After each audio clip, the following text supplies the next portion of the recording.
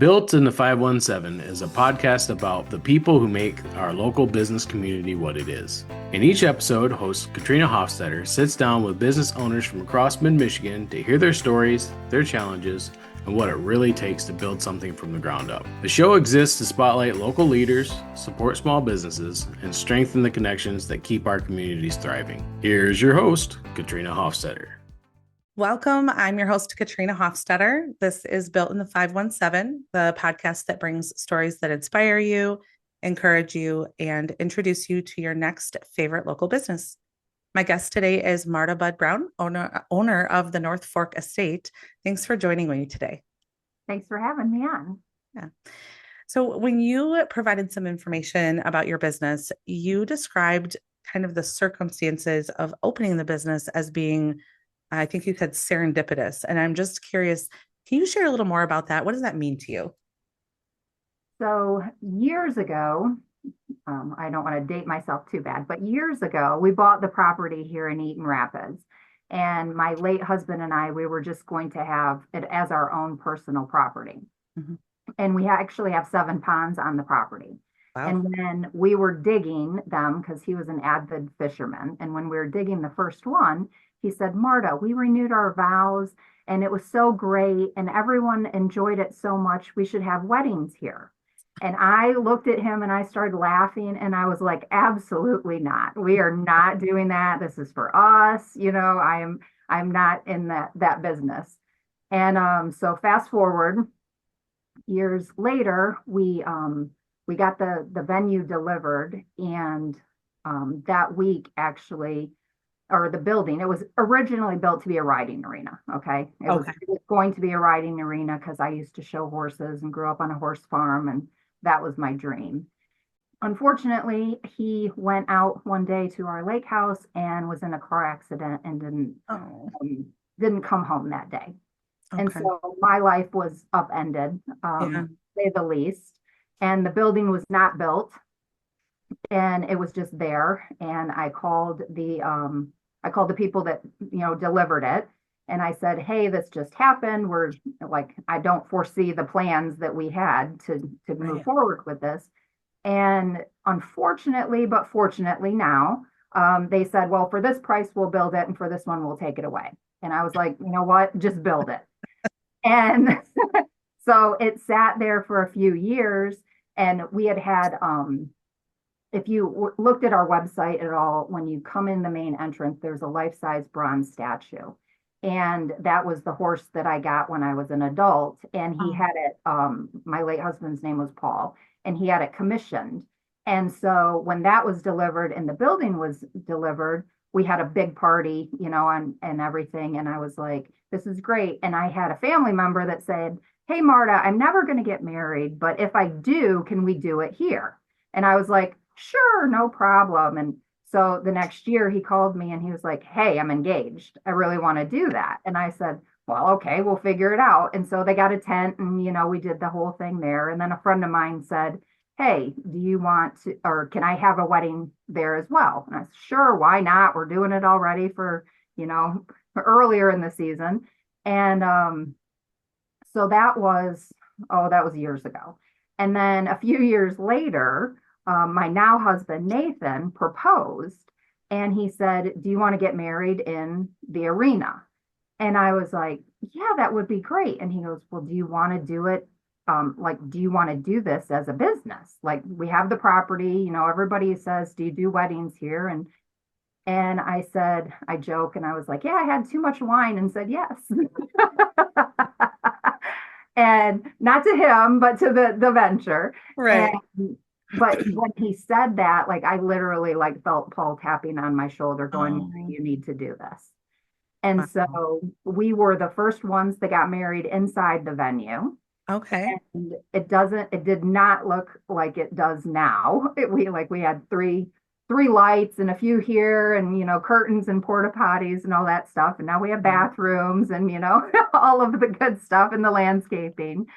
So that's what I mean by that.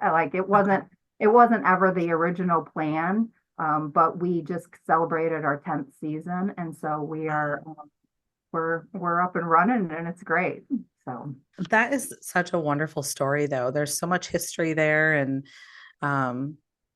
yeah, and then the fact that, you met someone new and you guys were the ones to kind of like commemorate the venue and get married there. Is there a meaning behind the name, the North Fork? yes, so actually, so when it was just going to be ours. Mhm. Um, so my husband Paul, he loved South Fork, Dallas. Okay. South Fork. And so we actually went down there and like toured the property and stuff. And so we had always named this property, like even in the old books where we were putting ideas together and Mhm. building, like dreaming, it was Yeah. always called the North Fork. Okay. And so then, North Fork, that didn't sound right, so I added the estate. So that's where it came from. But yeah, there's a Okay. little story there if you're old enough to remember Dallas. Okay. Now, you mentioned that you um like helped plan some of these smaller events, the friend or the cousin or whoever would reach out. How does that play into things? So you are a certified planner and a decorator, and you offer these services in addition to the venue, right? Yes.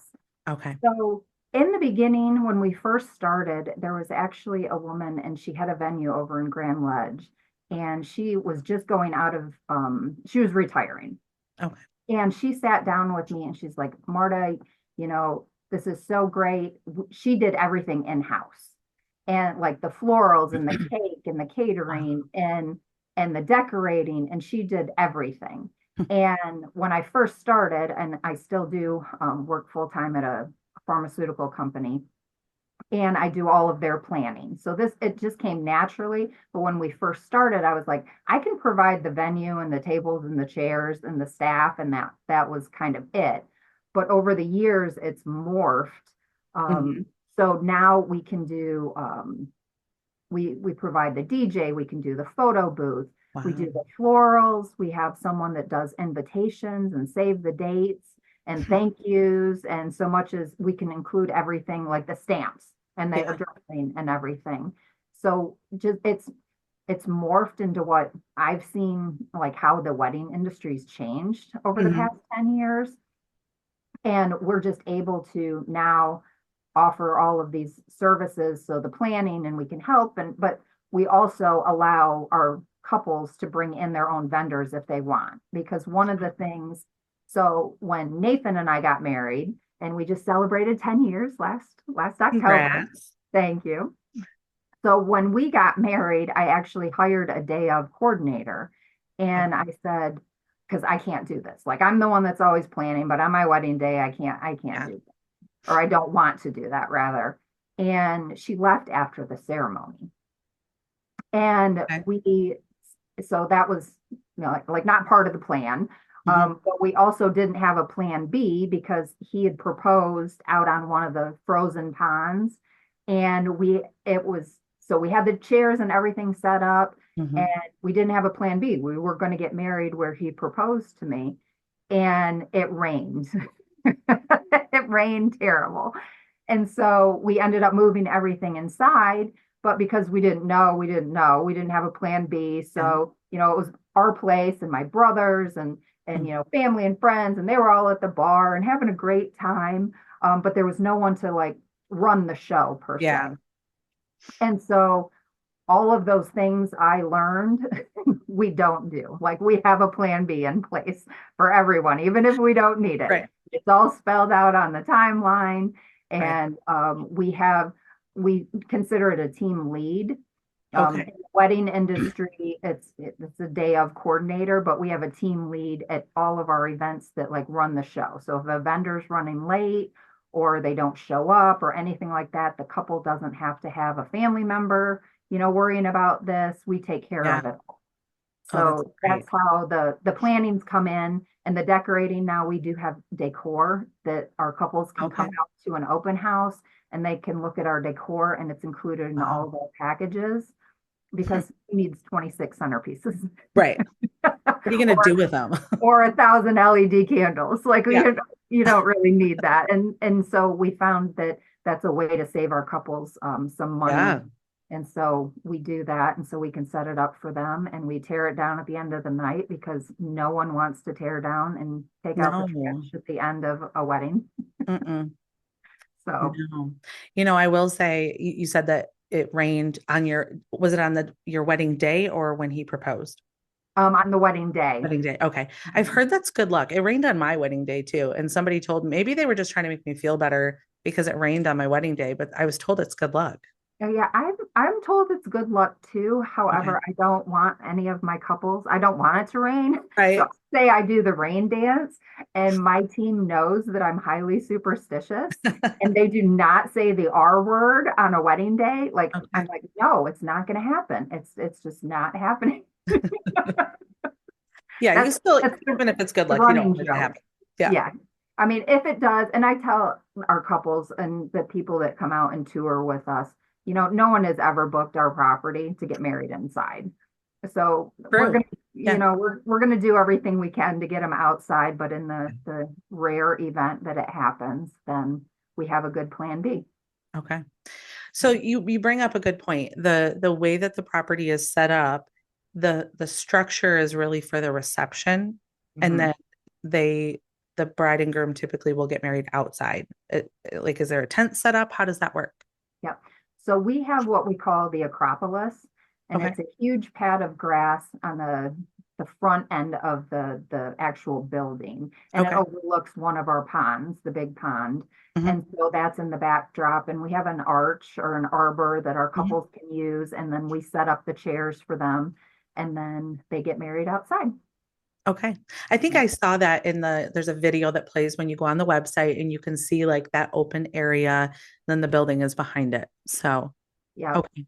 Yeah. So we have a couple of great things that I think are unique about our property. Well, there are a lot of things, but one of them, we have an area in the front that is it's a smaller room that we actually use that as a welcoming center.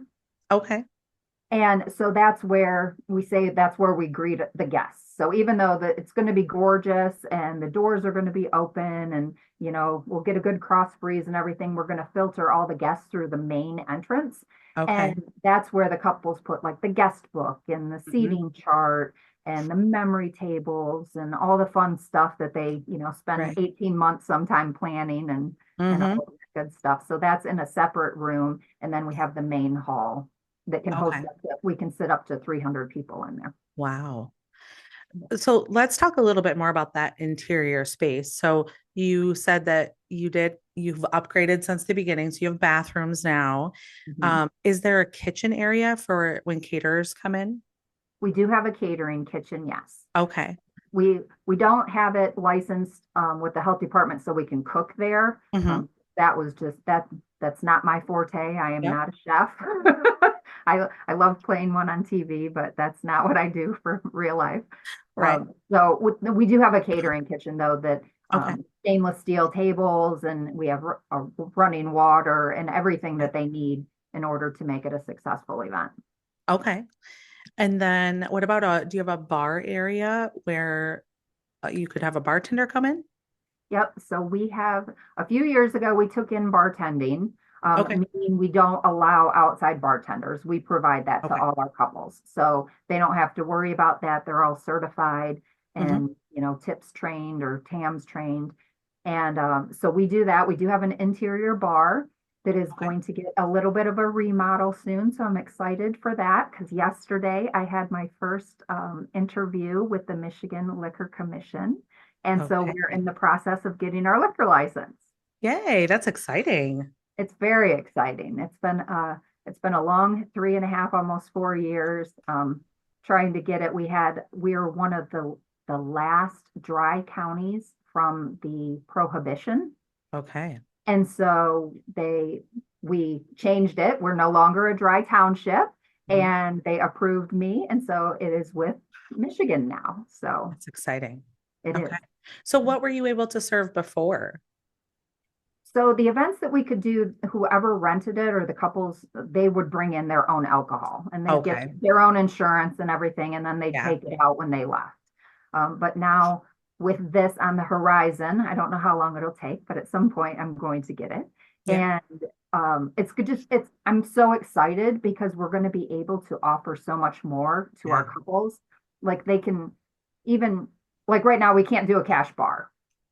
Mm, So if they say, okay, this is my budget here, we can, serve up until they hit that number and then it can yeah. go to a cash bar, or they can have, everything provided during cocktail hour and then a cash bar after that. Or we can do ticketed events or, Mhm. corporate things. So it's just, I'm really excited. There's a lot of flexibility once you have that licensing and really, yeah, I can see how that expands things for the couples.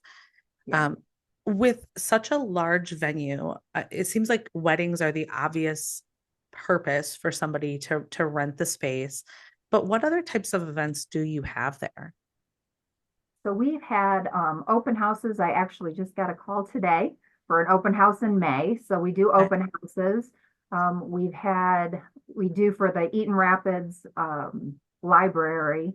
Mhm. They have done, I think it's 2 or 3 years now, and they're going to do it again this year. They do a mommy and me tea party on Oh, Mother's Day weekend. And so we okay. have a bunch of kids come out and they do a little dance party and story time and everything. So we do that. Oh, And then we've done like chamber dinners. This year we're going to host um, the Siren Gala, their yep. fundraiser. Hmm. And then we also, a couple years ago, this will be the third year that we're doing the Kentucky Derby Gala in May. Hmm. And this year it's going to be benefiting Hospice of Lansing, which we did last year as well. Okay. So, so all sorts of things. Okay. Now, obviously, weddings tend to be a little bit more seasonal. I don't know what the exact, month to month is, but can you host events year round? So we no. Okay. The answer is no. We're actually open May to October. And Okay. so we did that. We back in the day when we started and we went to the county to get all of our permits and everything. Mhm. Um, Through the process, we thought we went to them and we're like, we want to do this, and we were one of the first. So I like to say we're the OG in the area. Mhm. And they were like, okay, here, we've never done this. This is what you do. And so we went, and long story less long, they told us we needed fire suppression because we were so Of big. course. And in our area, because we're not on city water and all of that hoopla, it would have been $250,000 just to start. Wow. And I said, oh my gosh, like that's not doable. Like, and that wasn't even the insulation and heating, Yeah. cooling, all of that stuff. So we made the decision to modify the building a little bit so we are compliant Mhm. and just be a seasonal venue. Okay. All right. That's what I thought I knew about the location was that in essence, there's no heat. So, Yeah. being in Michigan, it doesn't really work in months like this sometimes. So, Yes, exactly. And okay. we have thought about it on and off, but there's so much grass. And in order, if Mhm. it snowed like this, say, and we Yeah. had to plow, like we'd have to put in cement or asphalt or something. And Right. I think it would just take away from the overall look of the property. And it's Yeah. beautiful when it snows, but then you plow it and it's not beautiful. No, I can't imagine it is. Let's pivot a little bit because I always like to make sure that, I want to touch on what are the services, what does your business look like? I really also like to talk about the business side of it. So, what's it like owning the business and maybe a little bit more about what it's been like for you to build this business. So, I guess let's start first with what have you loved most about owning and running this business, especially since this was never the plan. Right. I think, well, what I love most are the people. Okay. Yeah. And just getting to know the couples. Like I say, when someone gets, married with us, they become part of the family. Well, And so they're like the Northfork family. And we've had couples, that have had children and they've come back and taken photos. And I get to see them, on social yeah. media, how their families are growing and what's going on.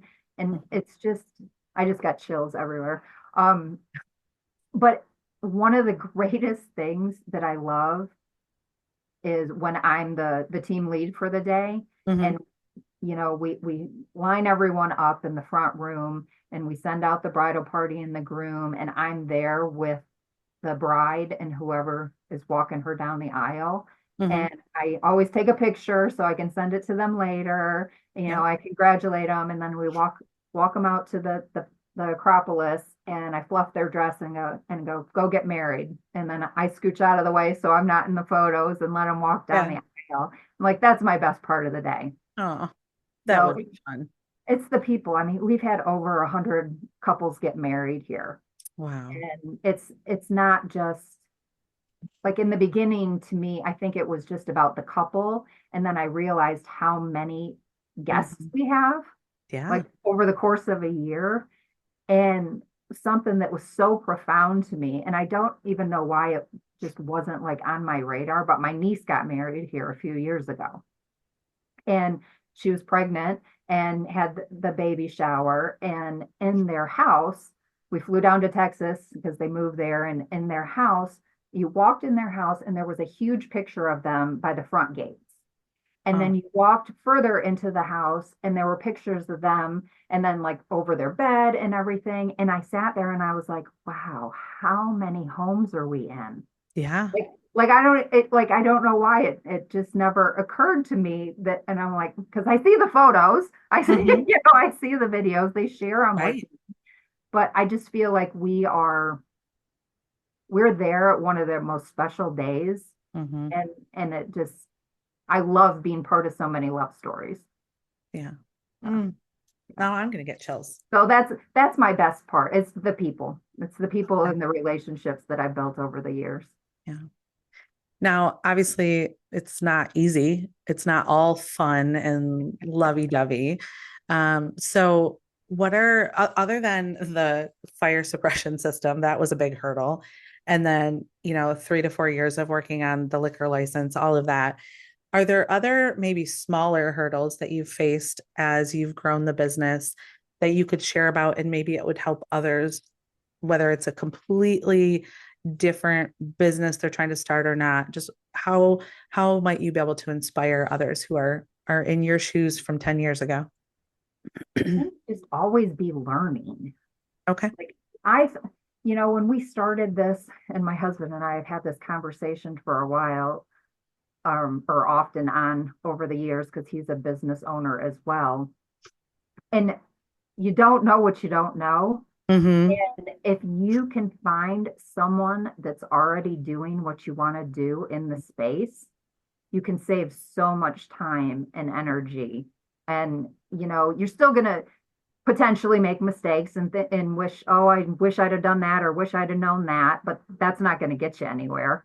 Yep. So if you can find someone that's already done it and created a path, and you can, mimic it or make it your own, Mm-hmm. it's going to be so much easier. Yeah. We don't need to rework the wheel, right?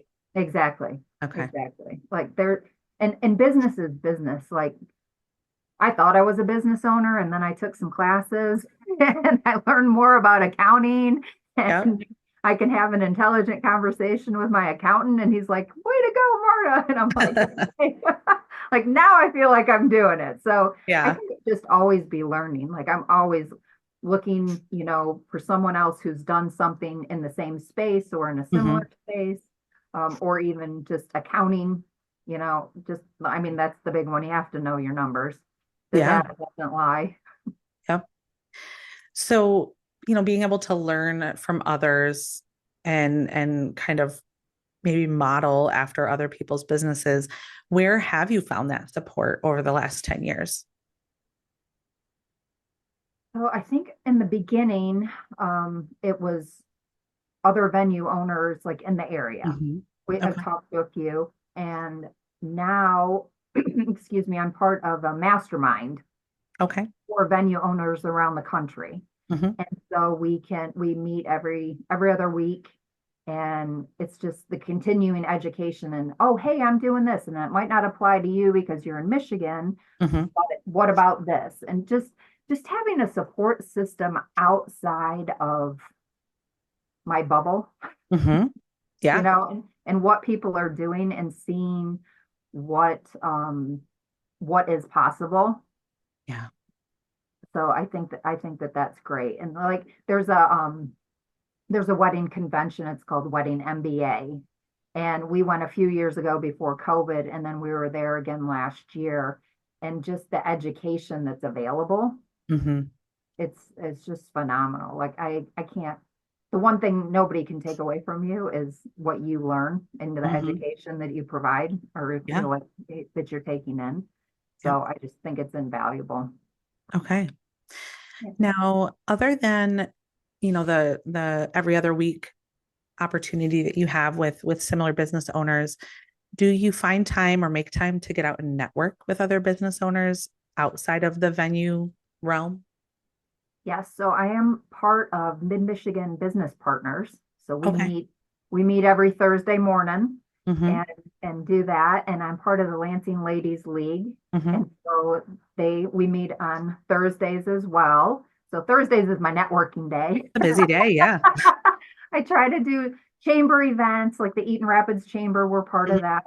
And then the Lansing Chamber, I don't get to as many of those as possible Yeah. because they tend to fall when Hamlin Township, which is the township we're in, has their Yep. meetings every month.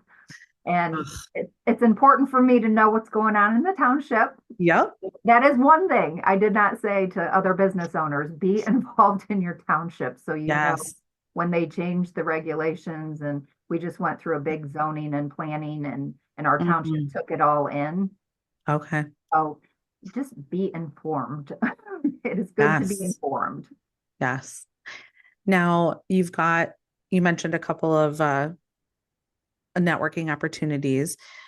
As a business owner, though, do you still feel like there are areas where you need support, where you're seeking out um, individuals or other businesses to provide you with that support? So I am always looking for good people and businesses to partner with. Okay. And we do have our list of, I don't like to call it preferred vendors, but they're Mhm. vendors that I recommend that have been Yeah. out here at least twice to the venue. And I know they do a good job, but I haven't worked with everybody. Yeah. And I think there's so many good people out there to work with. Mhm. And so I want to meet as many people as I can and get the word out there. We've been here, we're going into our 11th season, and I Mhm. still have people that come out and say, "Oh my gosh, I never knew this existed," because it's off the beaten path and Yep. you wouldn't even know what it was unless you were looking for it, Right. which is good because I am private and I like to stay, in my Mm. bubble, but it's not good for business. Right. To me, other than the venue, the next most important thing is your DJ. And Okay. I've been blessed to know a few good DJs and know them, and I work with them. But I don't know all of them. Hmm. So, and catering's another one, So there's so many great up and coming caterers Hmm. that, they need to get out there and have a shot at it. Right. I mean, So, that's how we grow our business. We need experience. We need opportunity. mhm. So that I think that's great that you're open to growing that network of people more and having different vendors and having options. Yeah. Well, I love when our couples come to us and they're like, I'm trying to think. It's kind of obscure, but hey, we're looking for a new house. Well, you know what? I know somebody who happens to be in real estate, Yeah. and I can give you, a couple of different names here, and you can, see who fits you best. Hmm. I love being a resource. I think that's what Yeah. I'm trying to say. Yep. No, and I think that that's great. We can grow outside of just what people might come to us for. And I Mhm. think that's what a lot of the networking groups can do for us is connect us with people that it's kind of random, but it can come up and being able to connect our regular clients, our family with those people that provide those services. It's good. It feels good to be able to connect people with other good quality businesses. So, Well, yeah, especially when and you trust them, yes. and and it's great to be able to, refer people because yes, they're coming to us typically for a wedding. Right. And so that's you would think, or you could think that that's very small and it would just be Mhm. like a small circle of people. But if you're engaged, no, you need insurance, you need life insurance, Yep.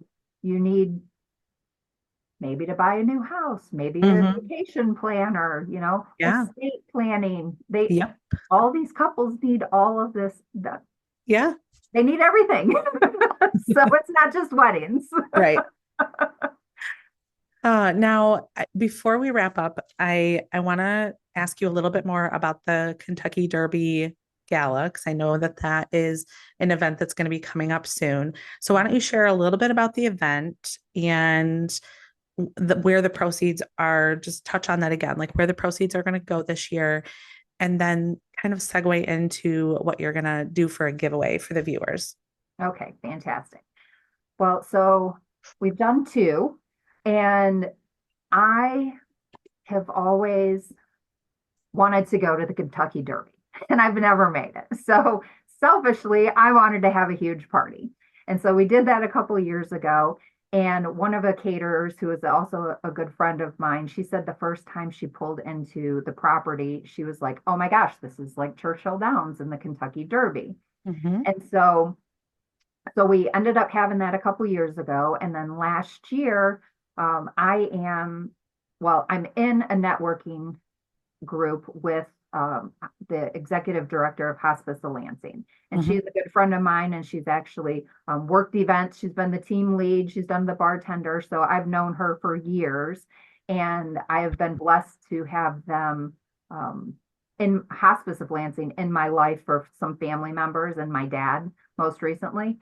And so last year we were talking, and I said, hey, Heather, why don't we do this as an actual fundraiser for you guys and see Yeah. if we can get you some more funds, because they are actually expanding their Stoneleigh residence. Yep. And so they're in the process of that, and we're excited for that because they'll have more rooms in their offices and everything there. And so we did it last year, and it was a huge hit. And then this year I talked to her and Kathy over there, and we are doing it again. So I'm excited. It's going to be May 2nd, and all of the proceeds are going to go to Hospice of Lansing for their Stoneleigh Mhm. expansion. Okay. And I'm really excited because we're going to have great food like we always do. We're going to have, the bar and the photo booth from Hot Flash Selfies. But one of my favorites, and he's a favorite because he was the DJ at my wedding, Rod Carpenter from Hot Beats Entertainment is going to be here. So we're going to actually add some dancing this year. So I'm excited. Okay. Okay. I'm very Now, excited. is this, I got invited to go last year and I don't remember what happened. I couldn't end up coming at the last minute. So I've not been present to know, do I need to dress like I'm going to the Kentucky Derby? Oh my goodness. Yes, you should. Okay. Yeah. Everyone, we actually had a couple last year. It was fabulous. They were dressed to the nines, the hats, and he had a suit and the shoes and everything. And so number one, it's fun to dress up.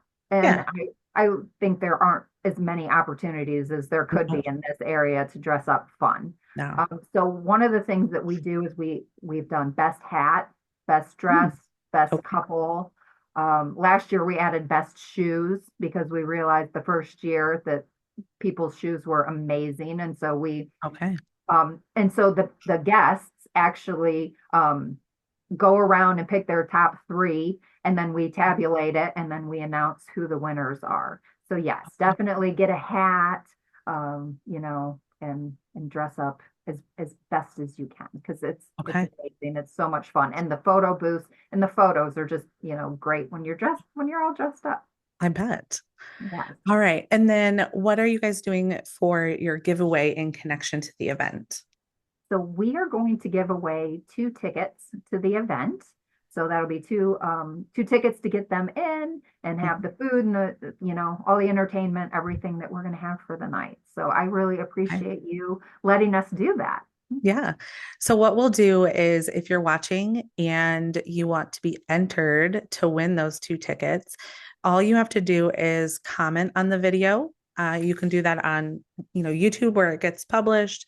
If you see it on Instagram, Facebook, LinkedIn, wherever you see the video, whether it's the original or shared, you can go ahead and comment on that. And then we'll get all those tallied up and give them to Marta. And then you could be the winner of those 2 tickets. It's exciting. That'd be great. And I would love to see you there this year. I'm going to sign up. I just might go out and find a sponsorship if that's available. We'll see. So we're actually finalizing those today. I sent an email before this call, and tomorrow we're going to get that up and running, and the tickets will be available online. We have a Facebook event created, and so the tickets, you'll be able to see how to get tickets right there. Wonderful. Okay. Well, we'll share all of that information when we get the video published. And I want to thank you again for joining me. I know it's hard to step away from business sometimes and do things like this. So thank you for taking the time. Well, I appreciate you interviewing me and having me on. It's been great. I loved it. Good. All right. Well, if you're watching and you'd like to be a guest on the podcast, or if you want to nominate another business owner, you can email Beth at cornerstonelegalpllc.com. Thanks for watching. Thanks for joining us for this episode of Built in the 517. Please subscribe to our YouTube channel today and support local businesses in the 517 and hear more inspiring stories.